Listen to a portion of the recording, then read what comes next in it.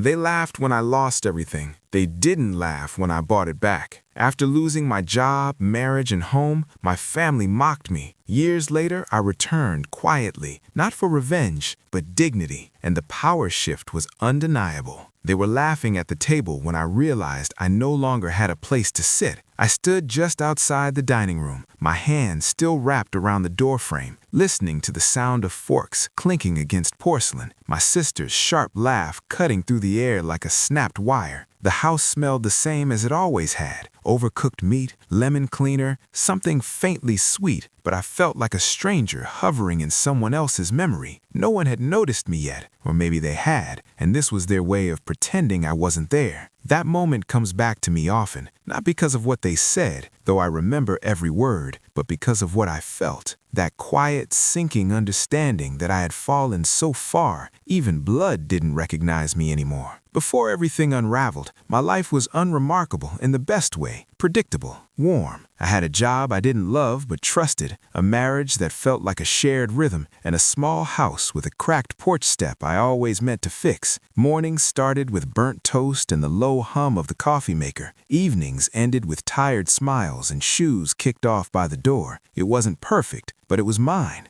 I worked as a project manager for a regional construction firm. Steady hours, modest pay, decent benefits. My wife Laura taught at a local elementary school. She had this habit of humming while she graded papers, a sound that used to drift through the house like background music. We didn't have children, something that bothered my mother more than it ever bothered us. Family dinners were polite but loaded, every question a gentle probe. Any news? Any plans? My family has always believed success was something you displayed, not lived. My older sister married well and never let anyone forget it. My younger brother bounced between ideas, but somehow always landed on his feet, helped along by my parents' quiet support. I was the middle child, the reliable one, the one who didn't ask for much, the one who, they assumed, would always be fine. Until I wasn't. The first crack appeared at work, though I didn't recognize it then. Meetings I used to lead were reassigned. Emails stopped including me. When I asked my supervisor about it, he gave me a tight smile and said things were shifting. I went home that night with a knot in my chest, but I didn't tell Laura. I didn't want to worry her over something that might pass. It didn't. 2 weeks later, I was called into a conference room with glass walls and offered a severance packet printed on cheap paper, budget cuts, restructuring, words that sound clean until they're applied to your life. I remember nodding, shaking hands, carrying a cardboard box to my car like I was in a movie I didn't audition for. Laura tried to be supportive at first. She made lists, suggested optimism, talked about new beginnings, but stress changes people in small, almost invisible ways. Our conversation shortened. Her humming stopped. She stayed later at work. I stayed longer in silence. When we told my family about the job, my mother's lips tightened. My sister offered advice that felt more like judgment. "Maybe you got too comfortable," she said, sipping her wine. My father asked how long we could float before things got serious. No one asked how I was sleeping. The house followed soon after, missed payments stacked like unopened mail. We argued in whispers at night, then louder ones during the day. One evening, Laura told me she needed space. Another evening, she told me she'd already found it at a friend's place. She left a note on the counter and took her books, her clothes, her quiet disappointment. By the time the foreclosure notice arrived, my family had already decided who I was becoming. The jokes started softly, comments about couches I could crash on, suggestions I start over somewhere cheaper. On Sunday dinners, they spoke about me like I wasn't in the room, or worse, like I was a lesson. I told myself it was temporary, that dignity could survive a season of loss, that I would rebuild quietly, without bitterness. But sitting outside that dining room, listening to their laughter rise and fall, I understood something new. Loss doesn't just take things from you. Sometimes it shows you exactly how much you were worth to begin with. I wish I could say the laughter was what broke me, but it wasn't. It was what came after. What followed was quieter, politer, more damaging. After that dinner, the invitations stopped coming altogether. No Sunday check-ins, no casual texts.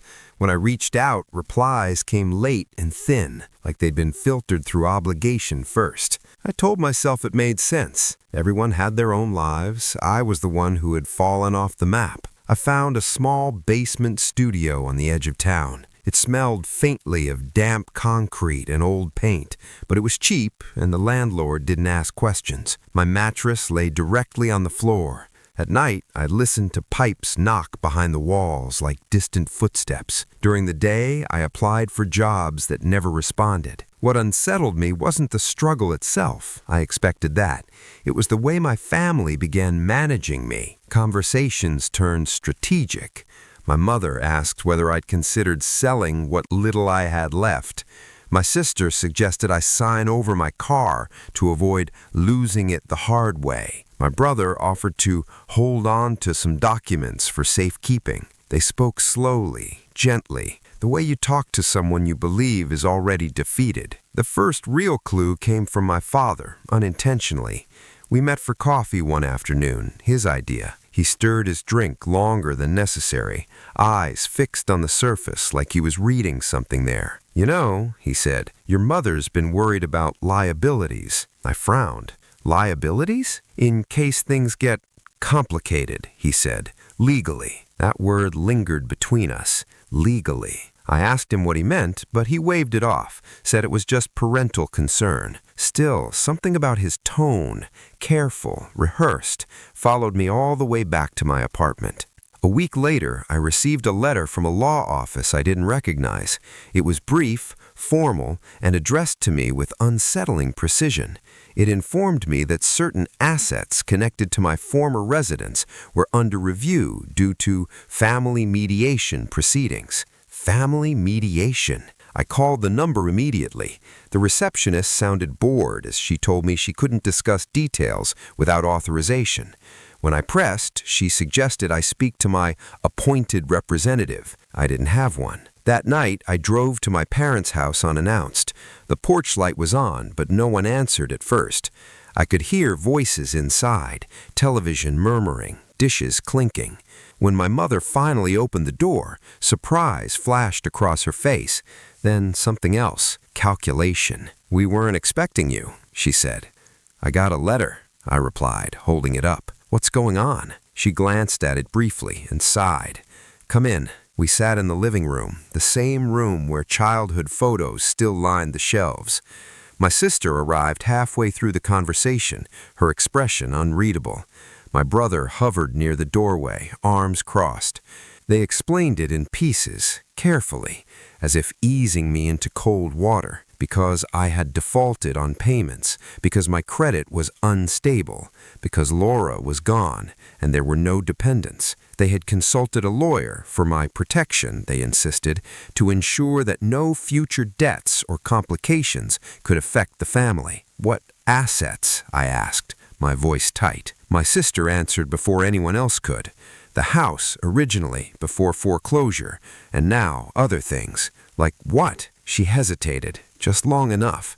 "Any future claims," she said. "Inheritance, insurance, anything that could be contested if you, well, didn't recover." The room felt suddenly smaller. My ears rang. "You were planning this while I was still married?" I asked. My mother reached for my hand, then stopped herself.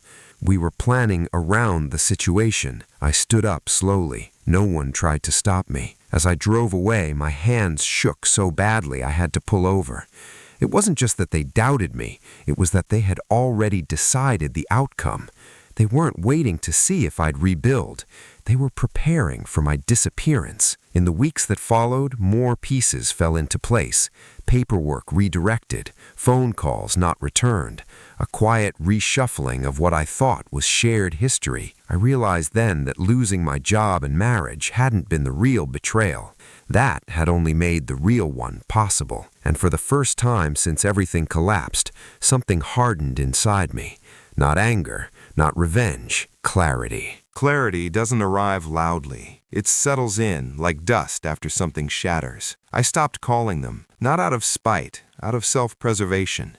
Every conversation left me feeling smaller, like I was negotiating my own worth in rooms where the price had already been set. Instead, I focused on surviving, quietly, methodically. I took temporary work wherever I could find it. Night shifts at a warehouse, contract coordination for a startup that didn't bother learning my last name. I learned how to stretch a meal, how to sleep through noise, how to keep my dignity folded neatly inside my jacket like a letter I wasn't ready to open. One evening, while organizing old files on a borrowed laptop, I found something I hadn't seen in years, a digital copy of a proposal I'd written back when I was still at the construction firm, a cost-saving model for small-scale urban redevelopment. It had been shelved, ignored, then forgotten. I read it slowly, line by line, not with nostalgia, but with distance. It was solid, better than solid. It was practical, scalable, and still relevant. I started researching quietly, updating numbers, adjusting assumptions.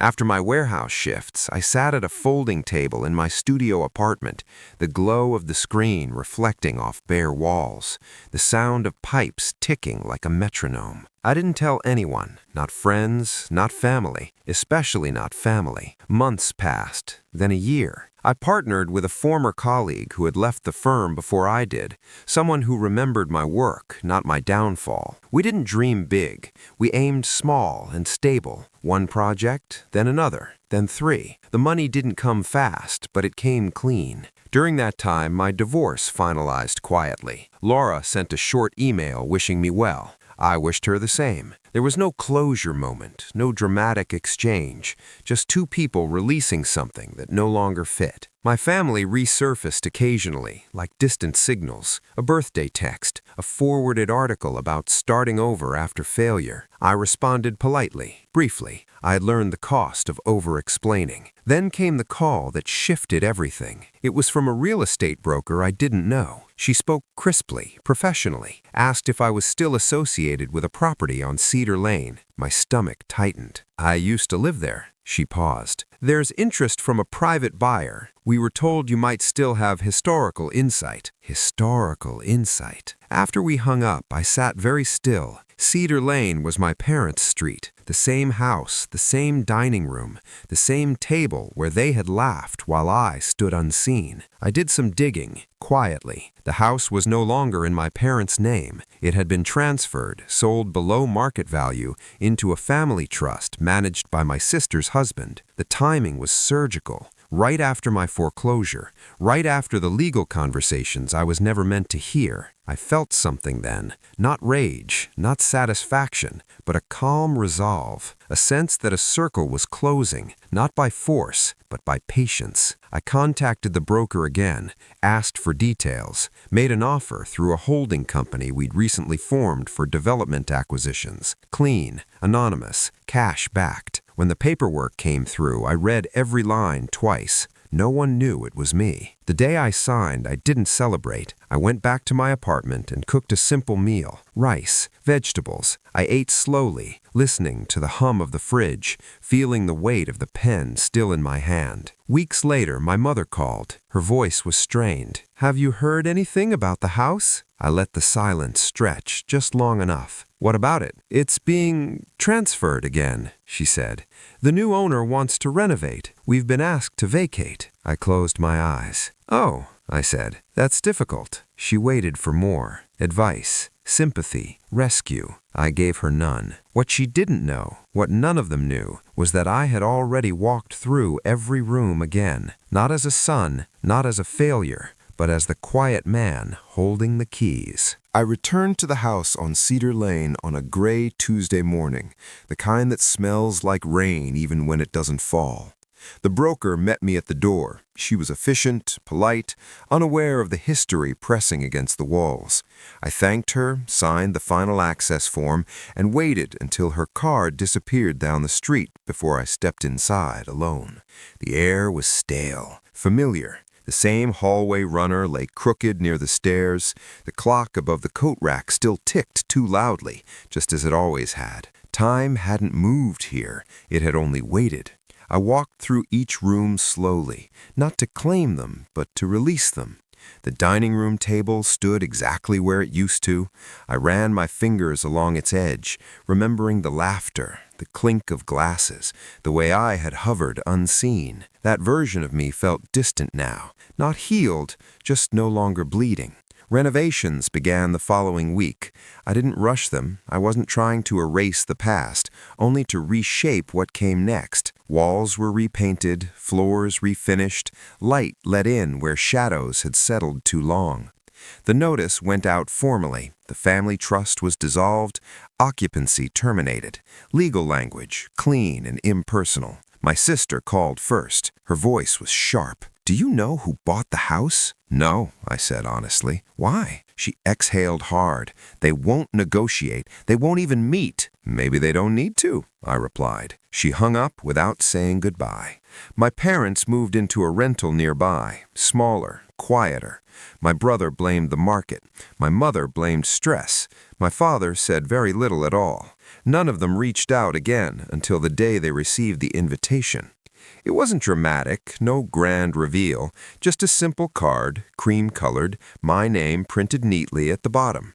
"You're invited to a small gathering at Cedar Lane." No explanation, no signature flourish. They came out of curiosity more than expectation.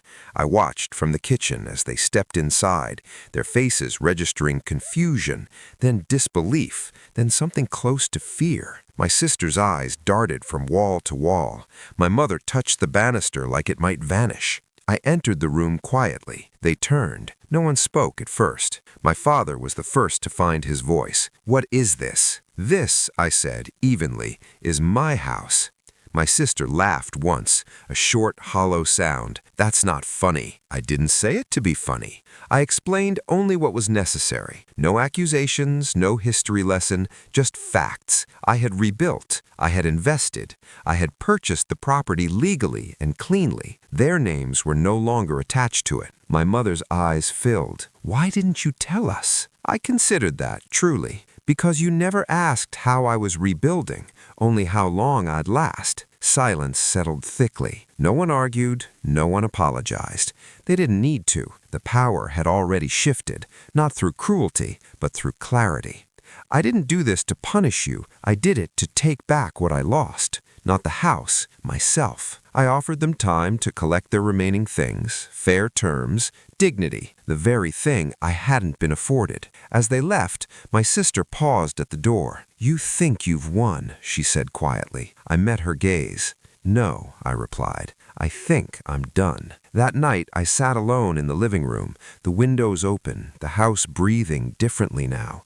I didn't feel triumphant. I felt settled. Some victories don't look like celebrations. They look like peace. After they left, the house was quieter than I expected. Not empty, just still. The kind of stillness that doesn't echo, that doesn't accuse. I walked from room to room as the light shifted, dusk settling gently against the walls. Somewhere outside, a neighbor's dog barked once, then stopped. Life continued, uninterested in our private reckoning. I slept there that night for the first time. On a mattress on the floor again, some habits linger, but this time the floor was warm beneath me, the ceiling familiar without feeling heavy. I lay awake, listening to the house breathe, the old ticking clock finally removed, replaced by silence. I thought I might feel vindicated, or hollow, or sad. Instead, I felt intact. In the weeks that followed, I didn't hear much from my family. A few messages came through, carefully worded, uncertain. My mother sent a photo of a plant she was trying to keep alive in the rental. My father asked if I'd received some paperwork correctly. Logistics, no emotional reach, no confrontation. And that was fine. I realized then that closure doesn't always arrive as an apology. Sometimes it comes as acceptance of who people are and who they are not willing to be. I focused on the work. The projects grew, slowly, sustainably. I hired a small team. We took on developments that mattered, renovations that preserved neighborhoods instead of erasing them. There was pride in that, a quiet kind. One afternoon, as I stood on a job site watching sunlight spill through a newly framed window, I caught myself smiling, not because of success, but because I wasn't afraid of losing it anymore. I ran into Laura once, by chance, at a grocery store. We stood by the produce, exchanging polite updates. She looked well, so did I. There was no ache in the conversation, just gratitude for what had been, and relief for what wasn't. That surprised me most of all. I kept the house on Cedar Lane, but I didn't keep it the same. I changed it, not to erase memory, but to make room. I hosted friends there. Laughter returned, softer than before, kinder. I planted something new in the backyard, watched it grow. My family never asked to come back, and I never invited them again. Not out of punishment, out of understanding. I learned something through all of this, something no one ever teaches you when they talk about failure. Losing everything doesn't define you, but how people treat you when you have nothing, that tells you exactly who they are. They laughed when I lost everything. They didn't laugh when I bought it back. But by then, their laughter or silence no longer mattered, because the real victory wasn't the house or the business or the shift in power. It was dignity. It was learning to stand quietly in my own life and know that I belonged there, without permission, without validation, without fear. Some people wait their whole lives for revenge. I waited for peace, and when it came, it stayed. If you were in my place, would you have done the same? Let me know in the comments, and if this story moved you, consider subscribing or supporting the channel. There are more quiet truths like this still waiting to be told.